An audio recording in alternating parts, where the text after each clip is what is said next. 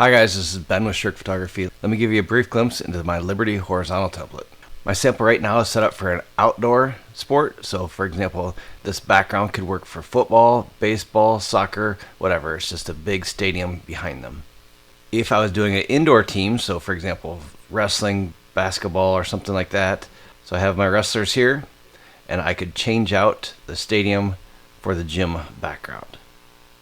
I can change colors on a variety of different places in this. So for example, the bottom gradient, I could go with something, maybe I could go with a dark vignette. I go with something bright. I go with a color. So for example, I'm going to select a color from their uniform. And then the background, for example, I could go here and pick something a little more blue to fit their team colors. I go with a complete black and white look, or something else to fit the team colors.